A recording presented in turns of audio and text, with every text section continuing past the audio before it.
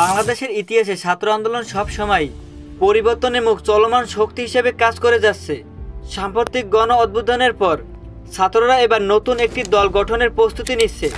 এই ভিডিওতে আমরা জানব কিভাবে এই প্রক্রিয়া শুরু হলো, কি তাদের উদ্দেশ্য এবং কি হতে পারে ভবিষ্যতে। ও যুব সমাজ তাদের অধিকার ও ভবিষ্যৎ নিয়ে রাস্তায় নেমেছে। শিক্ষা ব্যবস্থার চাকরির সুযোগ এবং সামাজিক ন্যায় বিচারের দাবিতে তাদের সংগঠিত হয়েছে। এই গণ অভ্যুত্থানের মাধ্যমে তারা শুধু তাদের দাবি জানায়নি, বরং একটি নতুন রাজনৈতিক দল গঠনের প্রয়োজনীয়তা অনুভব করেছে। এই আন্দোলনের সমন্বয়ক নাহিদ ইসলাম বৃহস্পতিবার তার পদত্যাগের ঘোষণা দিয়েছে।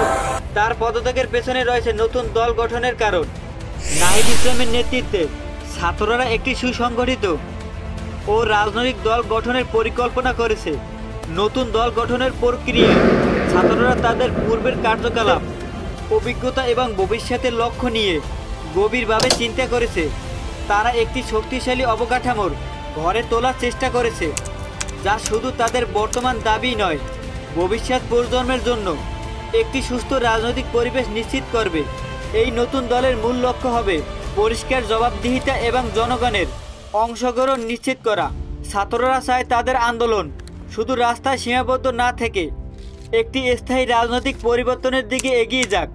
এই নতুন দল গঠনের মাধ্যমে ছাত্ররা বাংলাদেশের রাজনৈতিক একটি নতুন অধ্যায় সূচনা করতে চায়।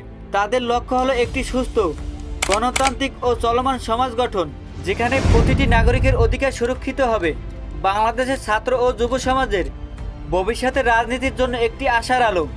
তাদের এই প্রচেষ্টা সফল হলে বাংলাদেশের রাজনৈতিক ইতিহাসে এটি একটি মাইল ফলক হয়ে থাকবে।